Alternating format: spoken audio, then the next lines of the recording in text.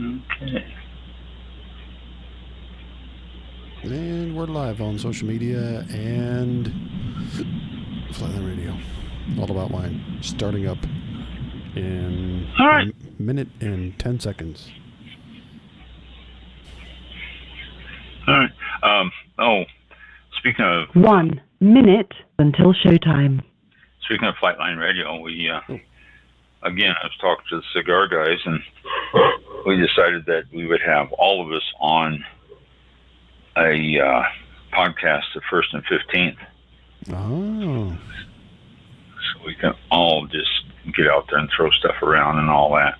Yeah. So that I think is going to be in November. November 15th, I think, is what they were looking at. So, we're all going to... It should be fun. Yeah. Should be an interesting episode of 1st and 15th, anyway. Okay, let me get back here. We got 10 seconds. I got 14. Oh. Now I got 10. 5 minutes, seconds. Your show will go live in 5 seconds. 4, 3, 2, 1. All right. Blog Talk Radio.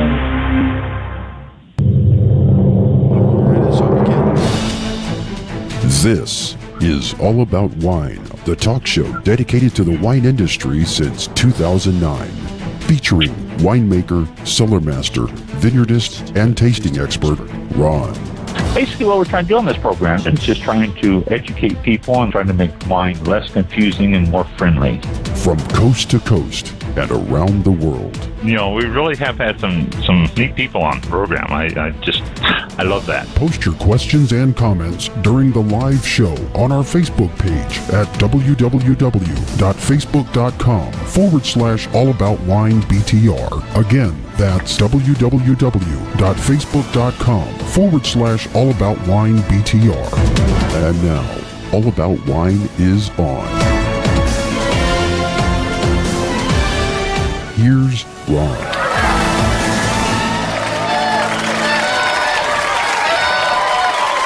Okay. Thank you, best people. Best people are outside of Mike's studio right now instead of here, because here they heard that the rains were coming in, and so they went over there. And I was wondering who those people were. Wow. Okay. Yeah, those are the best people. Yeah. Okay. Yeah. Welcome to the yard. They said, "Is it supposed to rain?" I said, "Yeah, it's supposed to rain." They said, "Well, we don't want to sit outside and drink in the rain, so we're going to go over in front of Mike's studio." I said, that sounds like a very good plan. We have a guest tonight. Before we get into the guest, though, I do want to make a couple of comments here. Number one, our heartfelt sympathies go out to the people in New Orleans and Louisiana, in that area there. Hurricane Francine was only a Category 2 when it hit, but, there we go, that's better. Only a Category 2 when it hit, but it was still pretty devastating. So I understand no lives were lost, but a lot of damage. So anything that you can do, send. I'm sure they can use a whole lot of stuff. Go through American Red Cross. That is a reputable thing, and don't, if you see different things begging for monies or stuff like that, just go through the American Red Cross. They do a decent job, and you're not going to get ripped off. And while you're at it, add Southern California to your list too of things that you might donate to. Wildfires down there has absolutely devastated some areas, destroyed lots and lots of homes, and as far as I know, no one has been killed in that either. There's been no deaths in the wildfires, but it has really devastated a lot of areas down there. So, again, if you're so inclined, go through the American Red Cross. I'm sure that they have funds set up for either one, or both of them actually. And So do that, and it's a good thing. We're in this country together, and we can always help out each other. As far as I'm concerned, we should take care of us before we take care of some of these other countries around the world. But that's just my opinion. But if you get a chance, though, I'm sure there's things online and all that. But if you are going to donate through a reputable company. All right, we have a guest tonight. Speaking of California, this is Jennie Murphy, and she's in Sonoma, that area, Sonoma County, and she's the winemaker and owner and founder of Oxlee Graham Wines, and she's in the green room, so we'll have to bring her out, take her away from all of our good food there and everything, and bring her out so she can be on the show. So swallow, Jennie, whatever you're eating, so we can talk. So welcome to the show, Jennie. Thanks for joining us tonight. Thanks so much for having me. I'm excited to be here. Oh, good. I'm glad you were able to take the time and join us. A lot of stuff I want to ask you. And before we get into that, you are located in Sonoma County, correct? I am, yes. I have a custom crush here in Sonoma County, but I source fruit kind of from all over the North Coast here. Oh, okay. Very good. Very good. So all of it is North Coast, Coast grapes.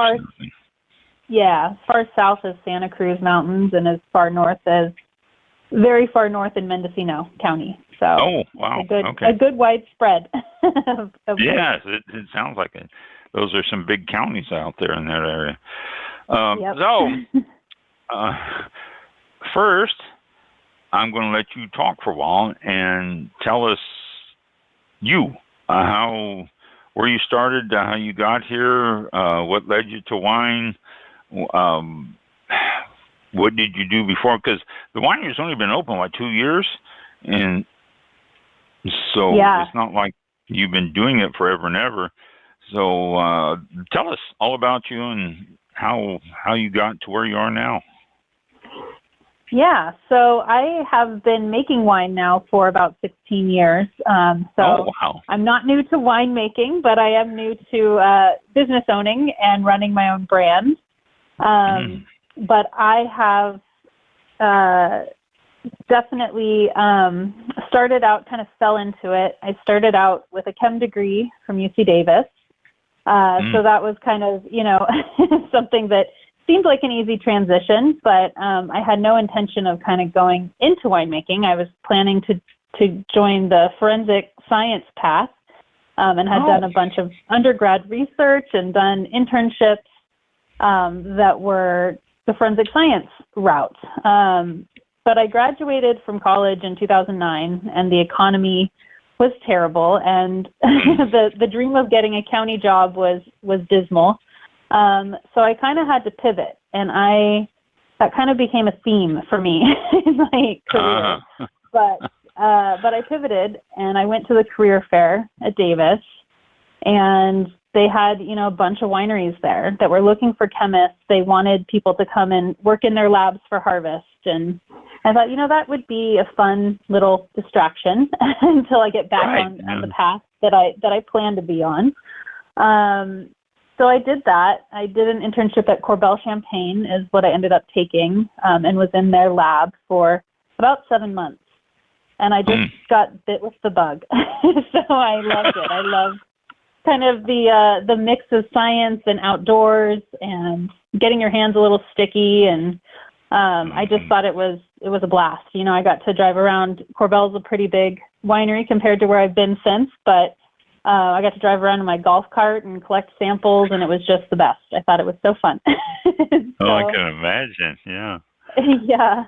So from there, I sort of started looking for, what my next step would be. I thought I wanted to work in a big lab at a big winery that had the cool toys, and I ended up taking quite the opposite job at a lab that really didn't have a lot of instruments and really needed some work to kind of get it to the place where it should be for the quality of wines that they were making. So I ended up taking an enologist job at Paul Hobbs, which is here in Sonoma County as well. He's a well-known kind of consultant around the world. So someone that was really fun to learn from, and he was looking for a chemist to come in and kind of revamp his QC and revamp his lab. So it was a great kind of fit and a great opportunity for me to grow. And I ended up being at Paul Hobbs, working alongside him and his team for 13 years. So I grew from the lab to the assistant winemaker role to the winemaker role, and ultimately to his director of winemaking for North America. So we had, a few different wineries, one in New York, and then 2 in California that I oversaw, but then remained day-to-day winemaker at his kind of home brand, Paul Hobbs. So it was a very exciting kind of growth for me in the industry to kind of learn hands-on. And, it just became that natural next step to kind of pivot and do my own thing in 2022 when I just felt like I needed to continue learning and I wanted to learn the business side of things and be in the vineyards more and work with some varietals I hadn't yet worked with. So Graham was born, and now we're here. We're in harvest number 3 right now as we speak. So yeah, it's been an exciting journey to get here, but happy to be here. I can imagine. It sounds fun. I'd tell you, when I had the winery, I had a small winery, and the most enjoyable thing I think I did was work in the lab. We didn't have a whole lot of fancy equipment, but we had what we needed, and I enjoyed that so much.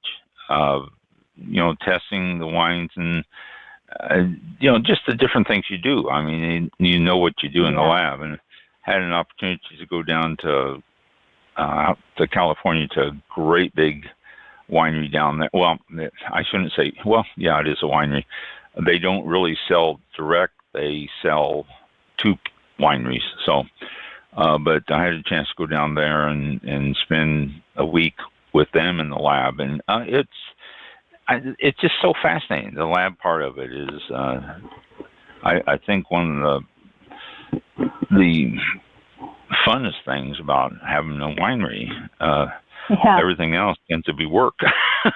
Yeah, I agree. It's still my happy place in the wine world, but it's also ground zero. It drives so much of what we do in the cellar and kind of what's going on with harvest picking and decisions. Winemakers really rely on knowing what's going on. And so I feel like the lab is definitely ground zero. I'm a winemaker that now makes a lot of wine based on taste and not numbers, but I still want to know what the numbers are.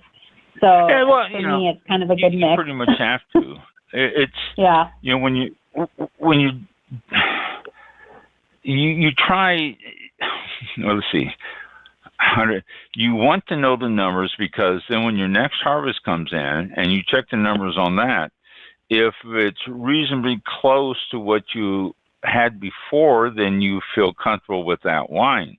But if the numbers start jumping all over the place, then you say, wait a minute, what's going on here? And you have to really start checking stuff to find out why the numbers are so wacky. And so I think it's really important that way. I mean, I used to do that too. I'd look at the numbers, and if a batch was way off, I'd have to check and see why, because they don't go way off like that for without a reason. So I understand what you're saying there.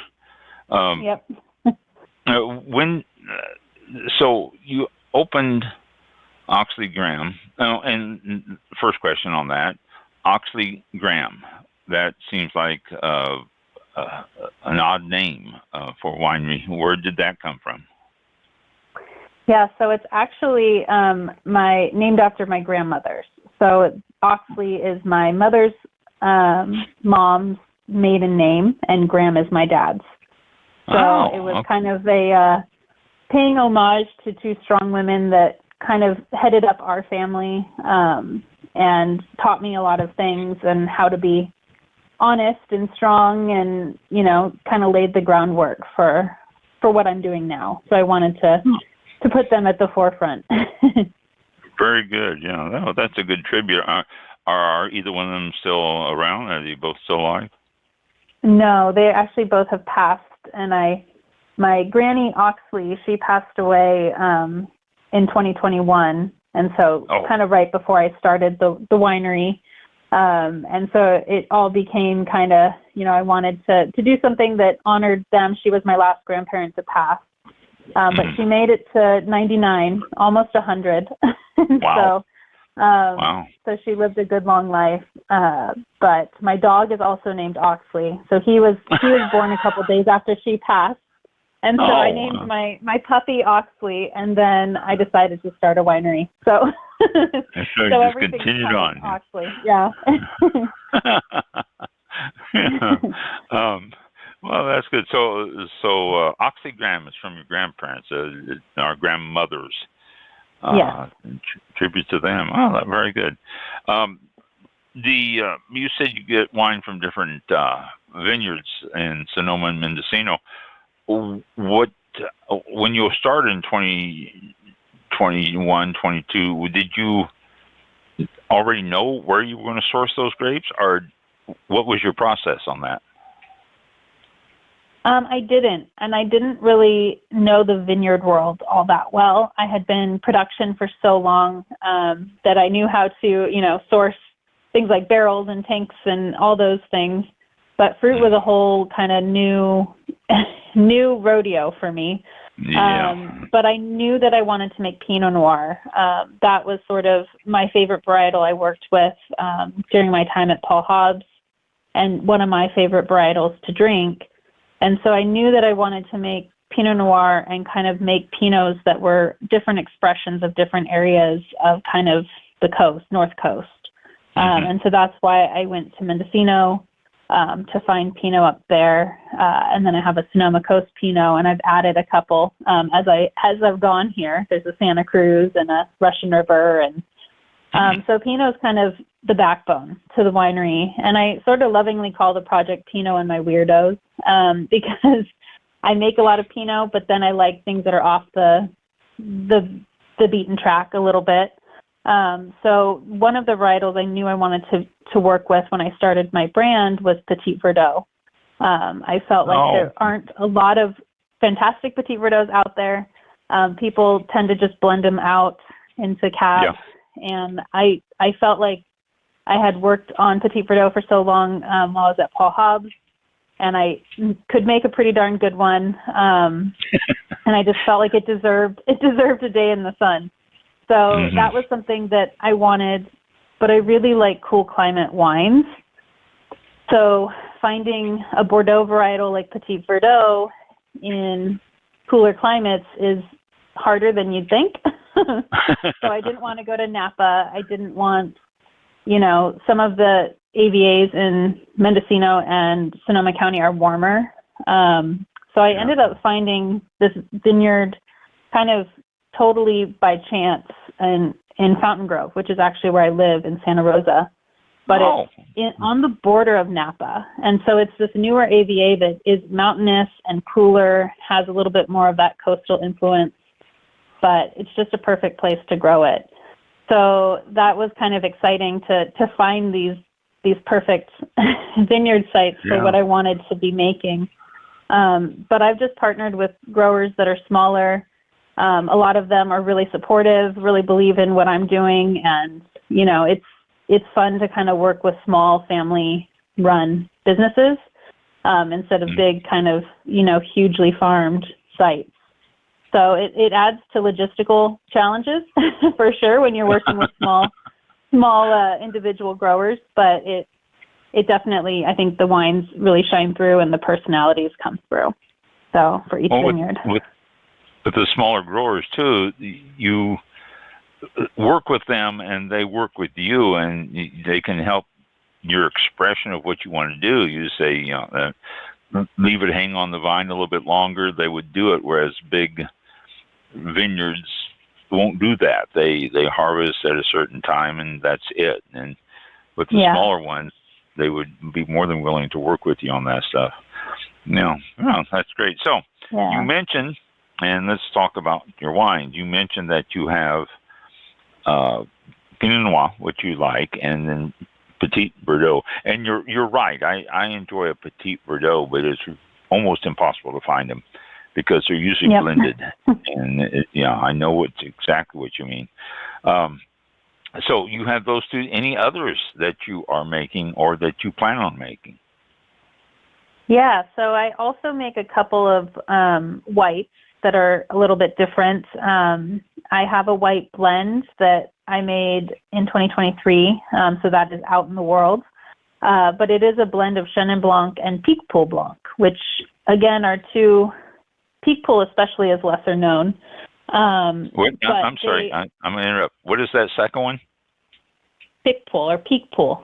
Picpoul is how they pronounce it in France, but Picpoul is how we would say it here in the States. Okay. Okay. Picpoul. Yeah. Okay. You French pronunciation threw me off there. That can. Yeah. I know. Really, it did.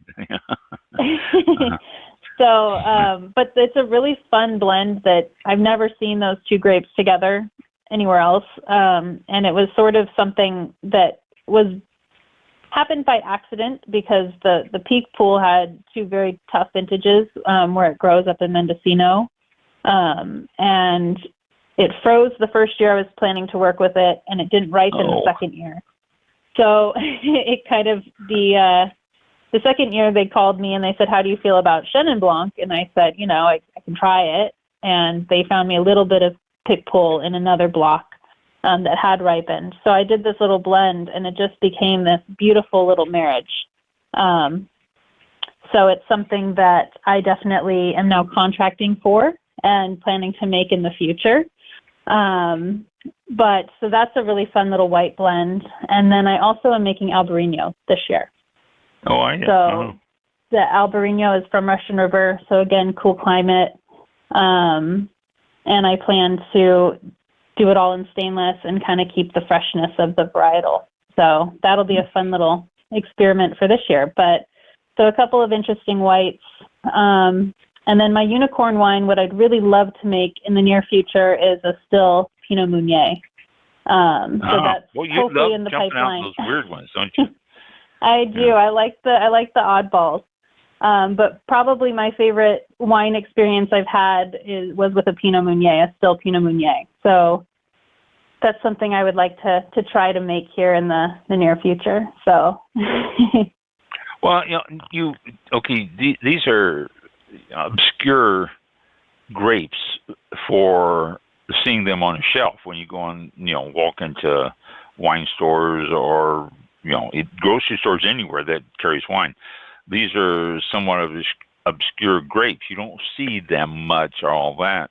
And probably for a couple of reasons, there are not a lot of people grow them. And so, which leads me to, how did you find people that are growing these grapes? I mean, there's usually not a market for them, so they would not grow them. And yet you're creating a unique market for them. So how did that come about?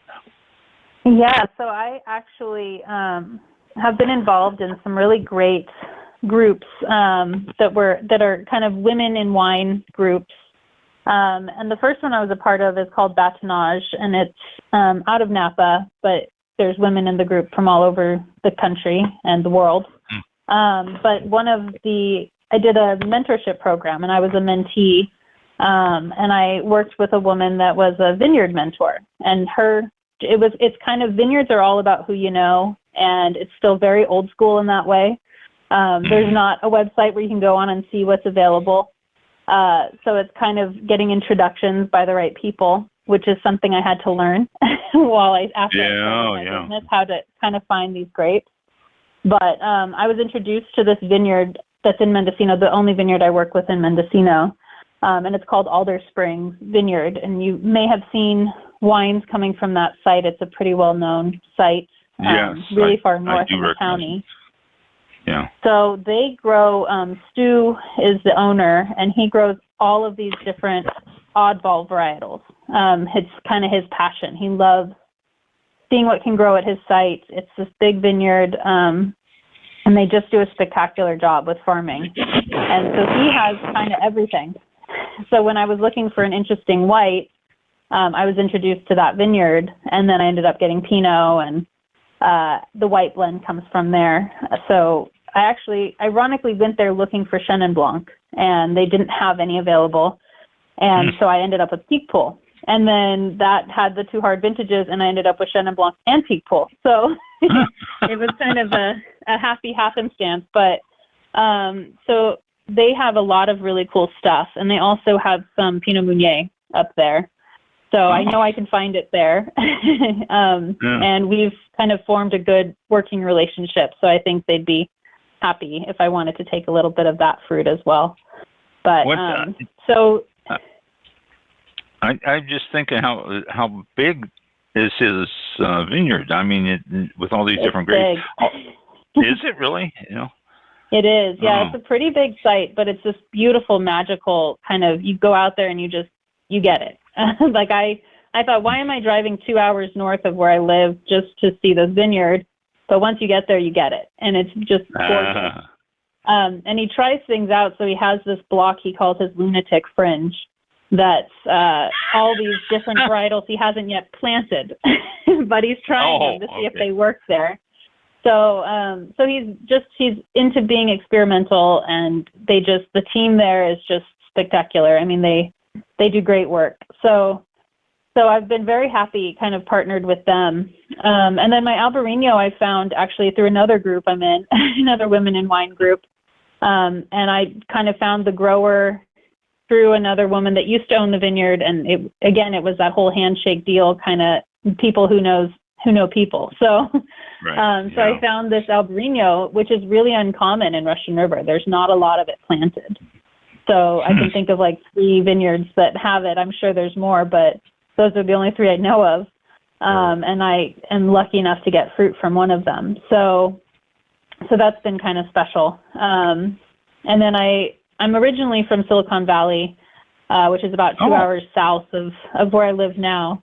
But so Santa Cruz was something that's home for me. And so I've always kind of dreamed of making a Santa Cruz Mountains Pinot. And so again, reached out to a friend who makes wine down in that area, and he kind of pointed me towards someone who might know someone. And so I found this really cool vineyard down in the Santa Cruz Mountains that I'm getting some different clones of Pinot that I get to blend, and they just are kind of letting me make this really cool field blend from their site. So that's been really kind of cool as well. So I have a few different, really good grower partners. I work with 6 different vineyards. So it's been a fun journey, but a lot of logistics and a lot of figuring out what goes where, when. So. I can imagine. So you tend to love these, I said it earlier, obscure grape varietals. Are you going to expand your catalog to include even more, or are you think you're just going to stop at these 5 or 6? So I think it depends on how things go. I'm still pretty young in the industry as far as a brand goes, and I've only been selling wine for about a year. So I need to grow that, grow the following, and kind of see where sales go. So I don't want to get too big too fast, but I'd love to continue to add, these really small kind of special lots. Everything I make is about 100 cases or less. So that's all. It's very, very tiny. Yeah, I have one blend that's my kind of Pinot blend. That's a blend of different vineyards in the Sonoma Coast, and that is about 250 cases. But everything else is 100 or less. Yeah. Wow. So it's pretty small. I'm pretty tiny, but able to kind of ship to people, and I am hoping to grow, my club and things like that. So that's kind of the next step, is to get people just to try the wines and be excited about them. And then I can hopefully keep making more weird stuff or more Pinot, one or the other. Do you have a tasting room? I do, newly. So I just moved into a new custom crush space in Santa Rosa, which is in Sonoma County, and I can now host by appointment, which is very exciting for me as a small brand to have that ability in space. So I'm hoping to kind of launch that here soon on my website for people to be able to make appointments. And if you come visit, you get hosted by me because I'm pretty much a one-woman show. So it's only me. But so it's kind of fun to get to meet people and talk about the wines and share that joy. Oh, I can imagine. Yeah, your Pinot Noirs. I want to go into those a little bit more here. You have 2 different Pinot Noirs from what I can see. One is different lot blends. Is the other one a single lot? Yeah. So the first vintage 2022, I made the Alder Springs is the Mendocino Pinot. So I made a vineyard designate out of that. And then the other one is mostly from one vineyard in the Petaluma Gap called Gap Spew. But because I was trying to launch a brand and wanted to have kind of my stable backbone wine ready to go, I called it the Sonoma Coast. But really, it's one vineyard. But in 2023, it'll be a real blend of vineyards. And that's kind of the vision for that wine, is to have a little bit of a blend that will be the bigger distributed wine that I can share with more people. So, all the wines are also named after women that have inspired me. So the Sonoma Coast is named after my mom, Dale. So she's sort of my backbone. So I thought it was fitting she be the name on the leading wine for the brand. And then Mabel is the other Pinot that's is currently available, and that's the Mendocino wine. And Mabel is my grandmother, the Graham portion of the label. So, so she lived in Seattle, so I thought the furthest north vineyard made sense for her. Oh yeah, wow. Seattle, wow. Yeah. But I am growing the Pinots, so I am adding new Pinots this fall with my release. The Santa Cruz will be released. And then in the spring, I have 2 new wines that will be released. One that's Russian River, and then the Petaluma Gap will have its own label in the spring. So, so that's always kind of growing. Yeah, it is. And you say, I want to take it slow, but look at you.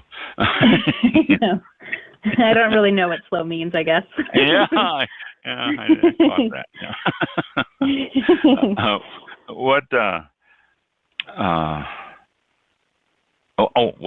your cellar? What do you use? Are you stainless steel? You oak, French, American, Norwegian? Where do you get your oak if you do use it? How many? Tell us about your cellar. Yeah, so I take barrels very seriously. I like everything. I am very detail oriented.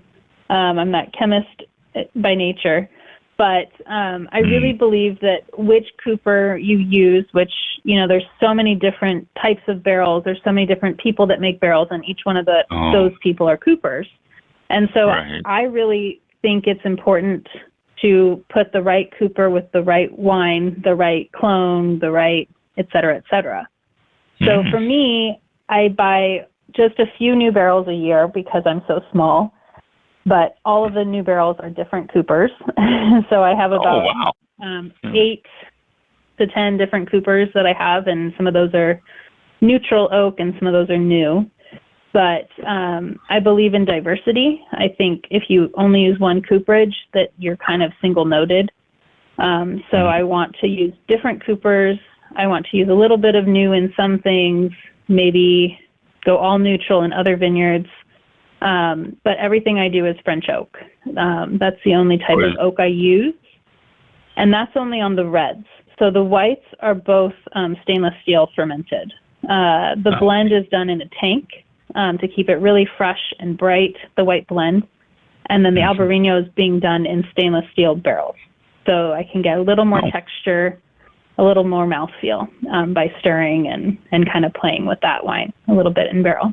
So So that's sort of what I'm doing, but everything I do is native. I don't add any yeast. I don't add any bacteria. Everything is very trying to kind of let the vineyard shine through with what I'm doing. Very naturally made. You mentioned something there, and I want you to explain it to me. You say you use different coopers for different wines. Well, I know barrels, and I haven't talked to a cooper on the program here, and I keep trying to, I just haven't hooked up with one. I really need to do that. But the barrels have different profiles on them. If you toast them, if you don't toast them, and all that stuff. Do you look for the same signature of the barrel for the wine that you're going to use in it every single time? I mean, your Sonoma, you use this particular cooper. Are you going to be stuck with that cooper to make your Sonoma wine every time to carry over that profile?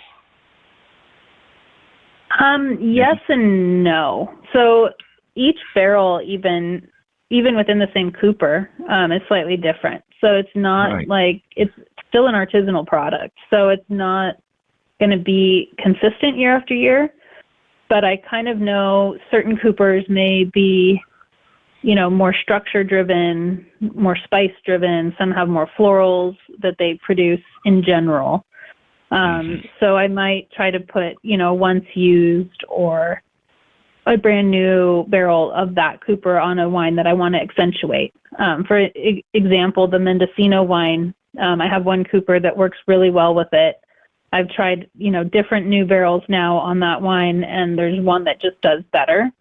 And it's going to be slightly different because it's a different vintage of fruit, and it's a different barrel, but you're kind of getting that same savory floral aspect, which I really like.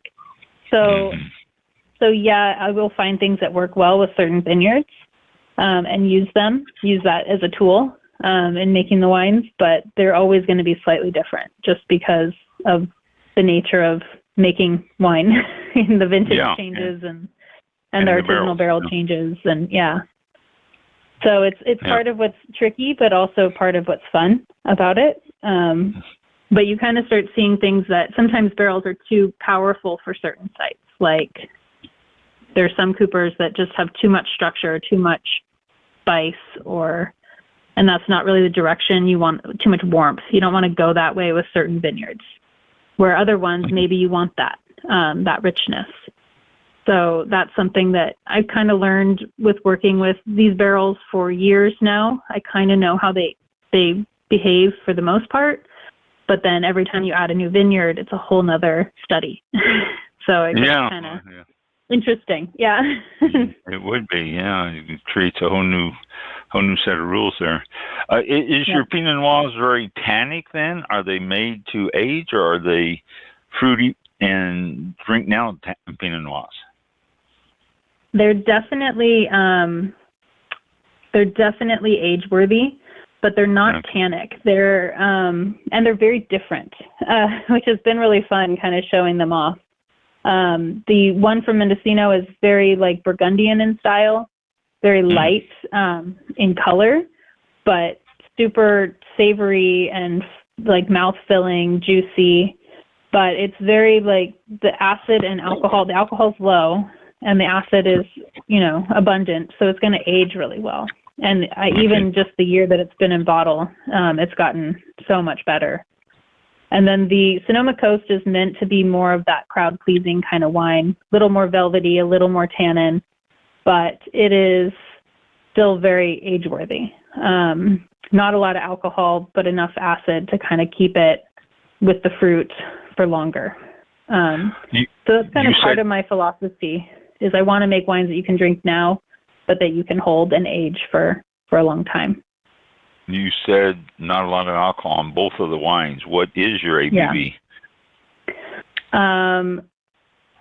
For the Mendocino, it's at 12.8, so kind of under 13. And then the Sonoma Coast is low 13. So everything that I make is kind of in that 12 to 14 range, but 14 is kind of at the very upper end. And I only have like my Petit Verdot basically is 13.8. So that's the highest alcohol I have. But that's, I mean, for reds, that is rather low. I mean, a lot of California reds are pushing the envelope up to 17, 18% alcohol. And it's just like, it makes you shiver when you take a sip, Yep. Yeah, and it's not, they don't play as well with food and they don't age as well. And so for me, making wines that are a little bit more food friendly, but also age really well is kind of the goal. But I don't ever want to make a wine with low alcohol just to make a wine with low alcohol. It has to have the balance and it has to, be a full-bodied wine still. Mm-hmm. So it's kind of a fun experiment to kind of play with it, but because you want to harvest the fruit when it's phenolically ripe, but you also want to harvest it before they're raisins. And once you get these really high alcohols with these, really high sugars in the grapes that make really high alcohol, you're getting kind of dimpled fruit that are starting to raisin. And so for me, it's kind of that you got to get it when it's ready, but before it starts to turn into a raisin. So, well, which your in a year like this, it's very hot. Oh yeah. Well, your growers that you use, you explain that to them. I'm going to make a wine that is lower in alcohol, so I want you to harvest at a time when I can do that. Will they work with you on something like that? Yeah. So they've been really great. And there's only ever sometimes conversation of logistics. Generally, when I say the fruit's ready, they're ready to pull it. But you're playing that. You've got to call it, a week to half a week to a week in advance just to get the crew that you want at the vineyard. Because I'm so small, I have less buying power, if you will. So they're less motivated to get out there. But and that's the key to it. You are small and you don't have the monies to motivate them. And So, but pretty much all my growers, they have contracted teams that will come out and do the work, and they've all been so easy to work with. So, fantastic. And I had one vineyard last year that I felt like we maybe waited too long, and part of that was me because I wasn't as familiar. It was the first year I'd worked with the vineyard.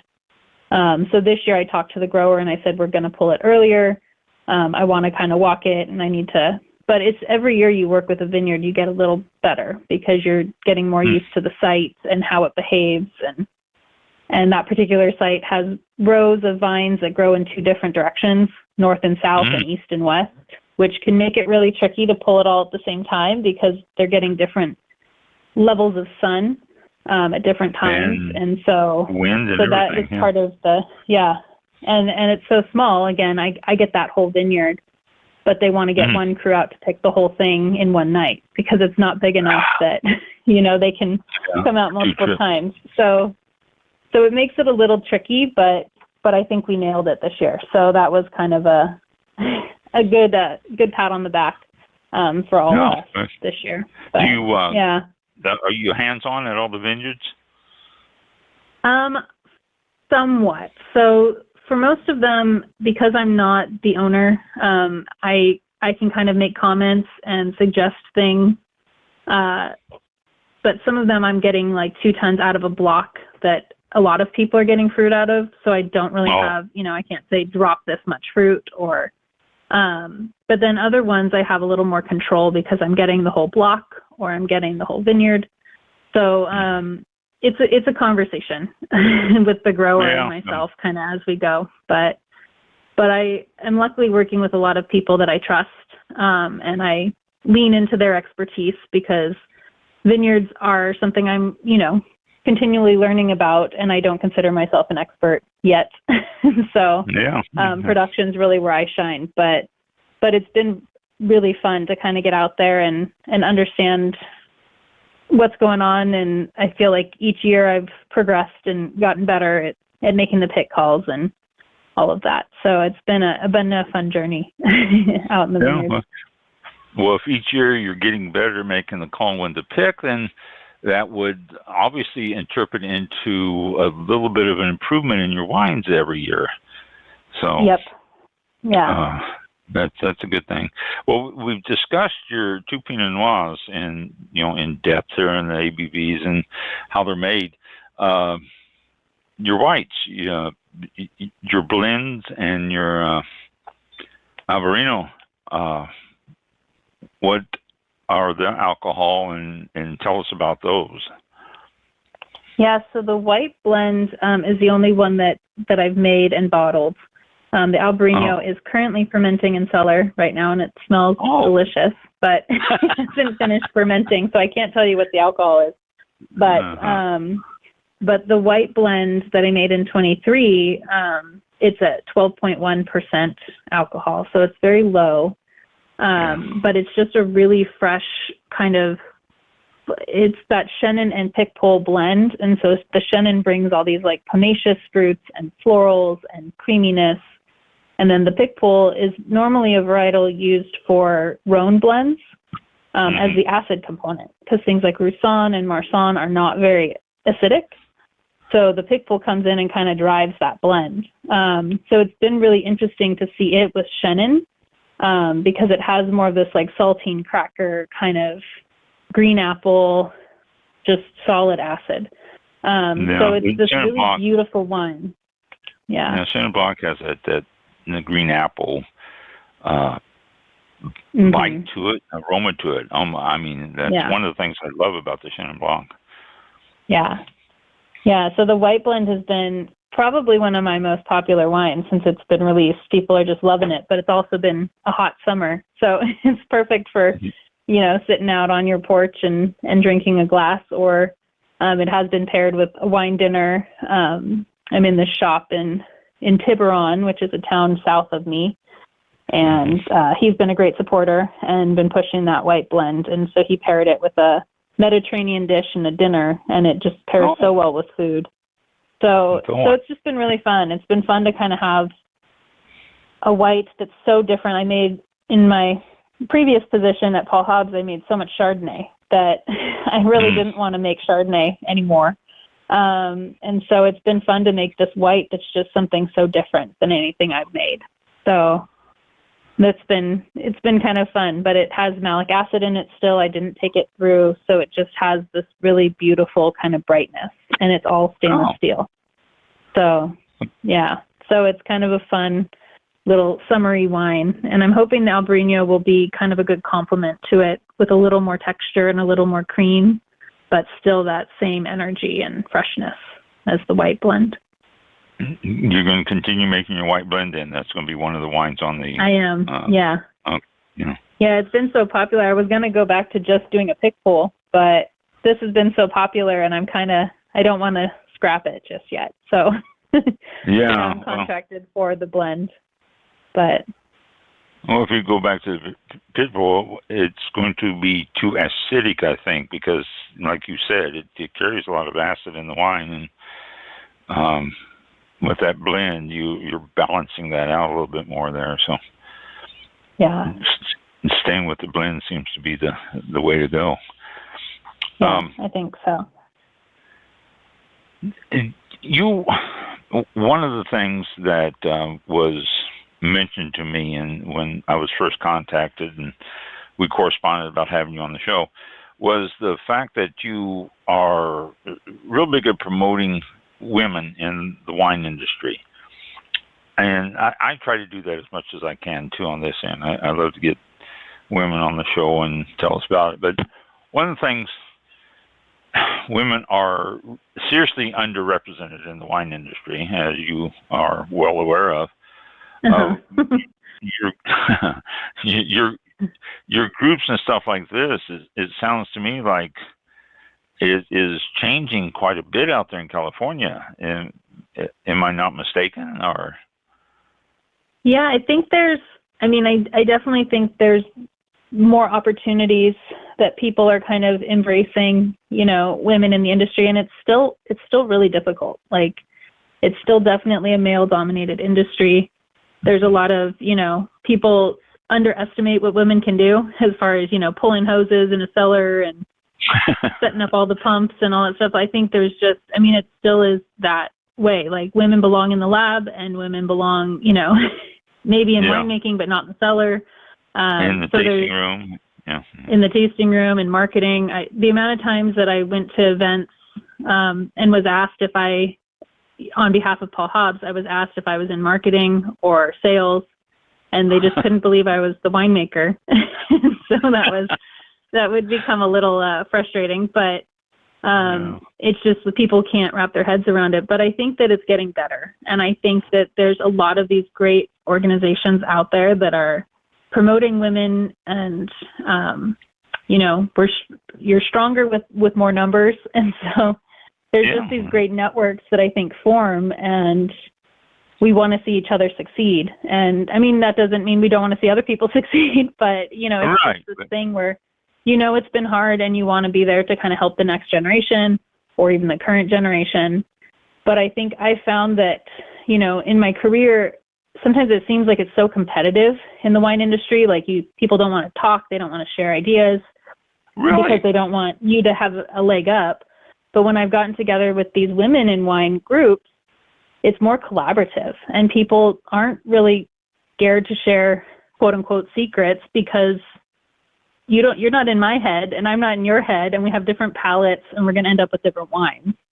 So it's not really this competitive thing that people try to make it out to be. And I think that's been really refreshing for me as a winemaker, to say, hey, we can really work together and all be successful and root each other on.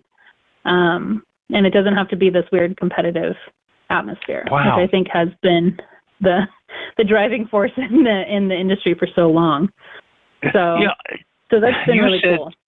You said something that really surprised me. You said that you get this silent treatment when it comes to talking about different things in the industry. I always experienced just the opposite. But again, I'm male, and so therefore maybe that's the reason too. People are more willing to open up. But I've always found that in the wine industry, people will talk about their wines and stuff, knowing, like you just said, everybody's palate is different. You're not going to make your wine the same as mine, so I don't feel threatened. And so why not talk about it? And, it seems like that would be more prevalent than being quiet about it and not saying anything about it and trying to hide your, quote, trade secrets and stuff like that. So... Yep. But I think it's changing, and I think the younger generation of winemaker that's kind of starting up, I think, with all the social media and all that stuff that's happening, things do seem a little more open. So I think that's been a really kind of good thing, is people are more interested, and people are interested, in learning what happens in a cellar and how is wine made. And so I think we have all these great tools now to kind of share those stories and let people in. So I think that's a fun thing. It's a good point too, because websites tend to elaborate more about what's going on too, and people are interested in that. I mean, I've been this is a good example of the show. I mean, we get ourselves a fair amount of listeners, and it's because I think people are interested in you and what you do and what other people do and association with wine and stuff. And I think it's a subject that people like to hear about, and to not talk about it is counterproductive, if you will. Yeah. I agree. So. And I think being transparent, I think that's a big thing that the industry is going through right now, with the whole health craze and people wanting, I went to this seminar recently, and people think that wine has sugar in it, but most wines don't have sugar, like we're not adding sugar, we're fermenting it out. But there are wineries that do add sugar, and there's wineries that add a lot of stuff that people have no idea what they're doing. And so I think that kind of transparency would help a lot of the smaller kind of wineries that are doing right by the land and the wines, and making, good, solid wines that are not bad for people to drink. So I think that would help us as an industry as well to be transparent. But what do you think about the new trend or the new talk now about having full disclosure on the label of what's in the wine? What is your thought on that? I'm fine with it as a producer because I really don't add anything other than grapes and tartaric acid and some sulfur. So for me, it would be very easy to add that.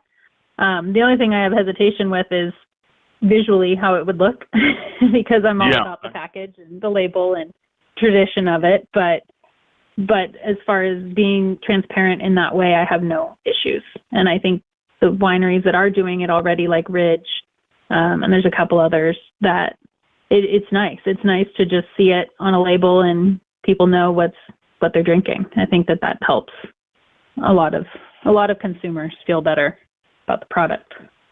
Yeah, that's very true. I think the consumer needs to be educated on what some of the terms are, though, and because it's so easy for what's that? That has to be bad for you, and not really pursue it or understand what it's used for. I mean, right.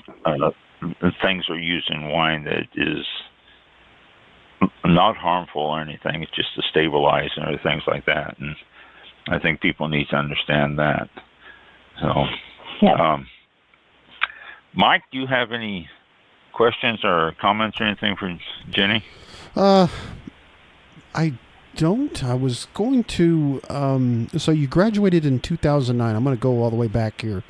Before you went, or when you decided to go to UC Davis and start your degree there, is there anything you would have changed in that path and gotten where you are today? Is there anything you would have done differently, or is it you're pretty much good with the way everything was in the start? Yeah, I'm pretty much good with it. I always really loved science, and I think chemistry was something that just fascinated me because I'm more of a visual learner, and so chemistry weirdly was very visual more than other sciences. But I probably, if I had known that I was on this path for winemaking, I might have taken some wine classes while I was at Davis. It would have been a great opportunity. Yeah. Okay. And I also might have done some food science stuff because I just find that path really interesting as well. But I am pretty happy with the journey that I took to get here. Yeah. As far as schooling. Yeah. Okay. All right. Thank you. Yeah, that was it. I just of course. Thought it's interesting. Thank you. Thank you. Yeah. Do your parents still live in where you grew up? They do. Yeah. My parents live in San Jose, Silicon Valley. Oh. My dad was an engineer there for his whole career, so that's how they ended up in the Bay Area. But actually, my mom grew up in Berkeley, so she's kind of born and bred in the Bay Area. But okay. Yeah. I lived a number of years in Concord. Nice. Yeah, so I'm familiar with the Bay Area. It's so different than Southern California. It's like two different states, which they should do, by the way. But yeah, they're very different. It's very true. Yes, they definitely are. You mentioned something earlier, and I kept thinking, my mind keeps going back to it, that you lost a crop that was in Mendocino because of a freeze. Yeah.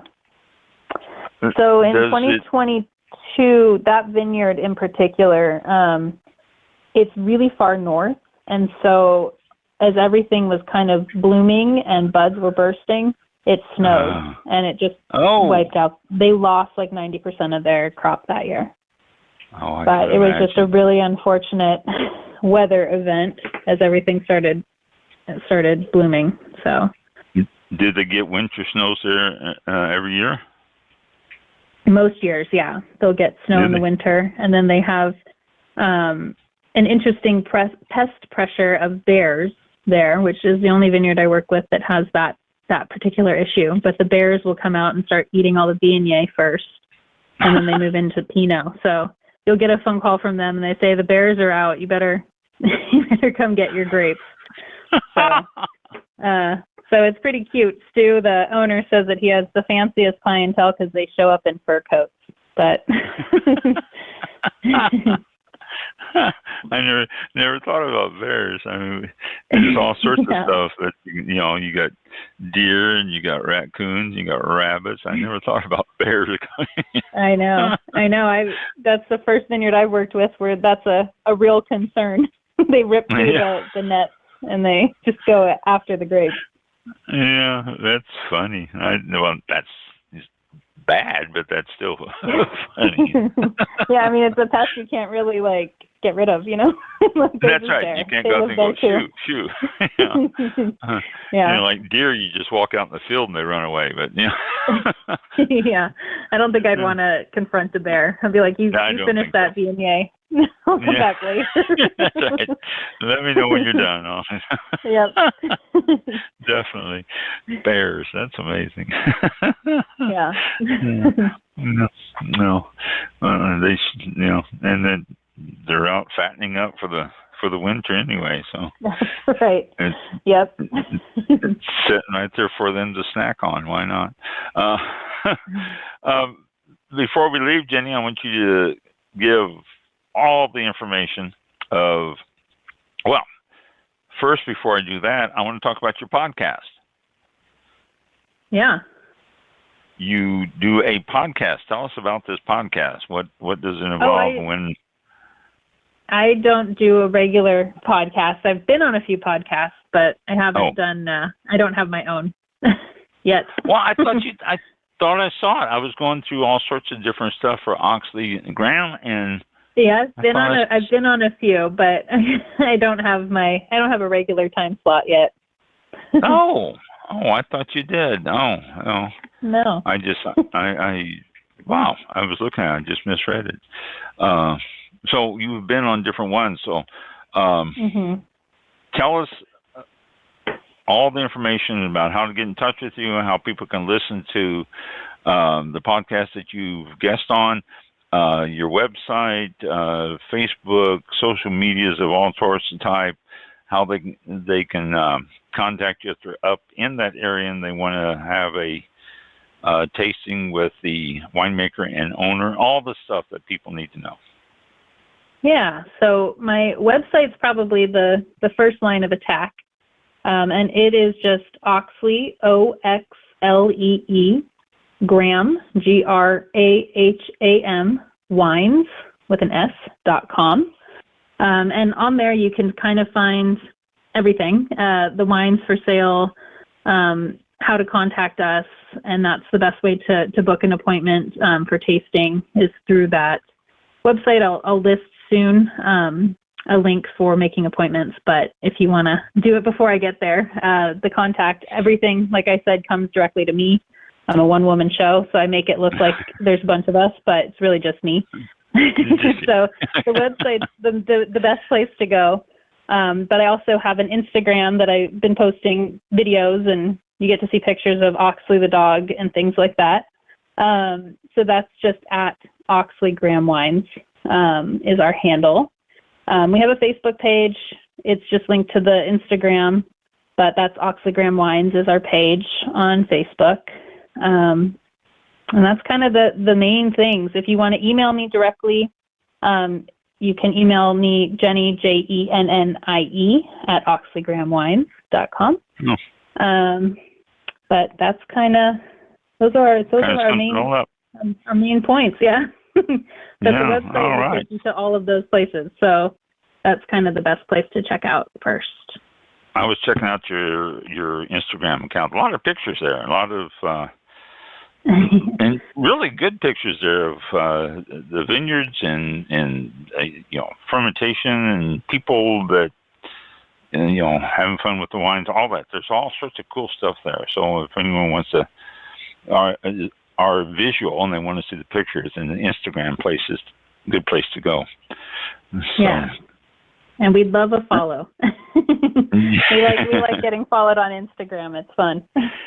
Yeah, there you go. I signed up for your e-letter, right before the show to So All About Wine will be getting your Oh, great. We send out a newsletter, notices. so I got to start working on that. Oh, okay. But our blog on our website has all our old newsletters too, so you can get fully caught up on all things good. Oxlee Graham. Oh, good. I'll have to spend some more time on it then. I breezed through it earlier today, and then I figured I'd be talking to you and find out all this stuff, and so I didn't read it in depth. Yeah. I'll have to go back now and start looking at it. So, Jennie, thank you so very much for taking the time out, well, this afternoon for you, this evening for us, and visiting with us, and nothing but the best of luck to you and all of your ventures. If I'm ever out in California in the northern Bay Area, I will definitely give you a call and set up an appointment and come out and visit with you. Yeah, that would be great. I would look forward thank to it you myself. so much. Yeah, thank you for having me, and I'd love to host you if you come out this way. I will look forward to that. And again, thanks for taking the time to visit with us tonight. Thank you. Okay, thank you. Mm-hmm. Okay. Bye now. Bye. Okay. And There you go. very, she jumped into that with both feet. I mean, opening up a place and doing all that stuff and everything, just her by herself.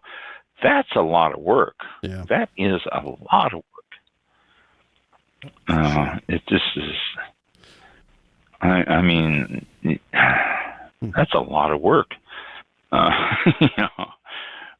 So, best of luck to her. It'd be fun to go out and visit. That's beautiful country up there, though. Sonoma and especially on up into Mendocino and all that area is very beautiful country. So different than Southern California. That's why I say they should be two different states. So, but you probably heard the rain here all during the show. It stopped for about 2 or 3 minutes, and then it started again. It has been raining the entire time I've been on this show. I have no idea. Had no idea. Didn't hear it? Okay. No. It's been pretty loud here. I checked our radar, local area. It doesn't go out that far. I didn't scan, but I saw like off the screen, it was like lightning. So I thought, okay, something's coming in here. We're supposed to get some heavy rains tomorrow, as they said it's going to start creeping in tonight. But I thought for sure I'd open the app up and there's a bunch of thunderstorms and stuff, but not yet. So, well, I was a little concerned that I might get some lightning, but this is just rain. I haven't heard any thunder, any lightning flashes or anything. So that's always good. Just a band of rain going through. Yeah. We'll take that. Probably kick me off again. Right. Yeah. Yeah. They can kick the thunderstorms. It has been done before. Mm-hmm. Yeah. All right. So we have another one down in the books here. Yeah, we have another good next week. I should have this stuff dug out instead of waiting until the end of the show and talking about it. September 19th. But I'm busy talking with a guest, and so I don't think about digging this stuff out. That's my excuse. September the 19th, we got Rosalind from Fog Crest. Oh. I think Rosalind was scheduled once before. Yep. And yes, she was. Rosalind was scheduled on August the 15th, and we had Blog Talk Radio issues. Yep. And so she is rescheduled. She's going to be with us on next Thursday. Oh, good. So I'll have to get a hold of them. Mm-hmm. And let's see what we got coming up here. Oh, we missed. The 9th was International Box Wine Day, and the 10th was National Port Wine Day. And then the 11th was Patriots Day. You all probably know that. Mm-hmm. None other the rest of the month. California Wine Month is this month. Illinois Wine Month is this month. And Missouri Wine Month is this month. These are all happening now. And before we sign off, let me see if I can't find them here. I had email from California, from the Wine Institute. Here it is. California Wine Institute sent me a email, and they mentioned things that were going on this month. Today is the 12th. So let me tell you what's happening this next week here. Lodi, the annual Lodi Grape Festival, is the 12th to the 15th, which the San Joaquin counties gather for the grape harvest. They've been doing this for over 80 years there. They have all sorts of entertainment, tastings with 9 local wineries, food, grape and commodity murals, competitive exhibits, carnival, all sorts of stuff. So that's Lodi. Central Valley, today, the 12th, this is in Paso Robles, and they've got 50 wine producers and tasting there. But that area is all the time. You can always go in there. Sonoma County, coming up from 19th to the 21st, has formerly it's known as Sonoma County Wine Auction. Now it's called the Sonoma County Wine Celebration. And let's see what else we've got here coming up soon. But there's all sorts of stuff going on in California. It's California Wine Month. September is California Wine Month. And there are lots of things happening throughout the month all over California. You can go to the California Wine Institute and check out the calendar there. So if you are in California, traveling around there, then check out that. And there's lots of stuff happening there all over the state for the wine month. So yeah, it's some cool stuff going there. I think September is when they had they closed 2 or 3 streets down in San Francisco and had a big wine tasting. A bunch of wineries represented in a big wine tasting there too. I want to say it was September, if I remember correctly. They used to do it every year. I used to love going to that. That was really a tremendous amount of fun. So there you go. There's things to do in California. Missouri Wine Month. I'm sure there's events. There's wineries all over Missouri, St. Louis, Kansas City, different areas around there. And then Illinois. Illinois has got a bunch of wineries in the southern part of Illinois. Along the Ohio River, there's a lot of wineries and a lot of great soil in that area there. During the Ice Age, the ice came down and pushed all the soil down to that area there, and it's just fantastic soil now, hills and stuff like that. So Missouri, California, and Illinois, this is wine month for those places. And so if you're in any of those places, check it out. Okay. Very good. We will close the show now at about 8:12 p.m. Eastern Time. We'll be back next Thursday, that's September 19th, with our guest again, as he mentioned, at 7 p.m. Eastern Time. Join us live or listen to us on the archives. We appreciate you tuning in and listening to the show. Do you have any comments or anything? Or if you'd like to or listen to it on Flightline Radio. Oh, yeah. Flightline Radio on Thursdays and Saturdays. Every Saturday. Mm-hmm. There you go. Saturday afternoon around 1 o'clock. Thank you. 12 o'clock. If you are... 12 o'clock.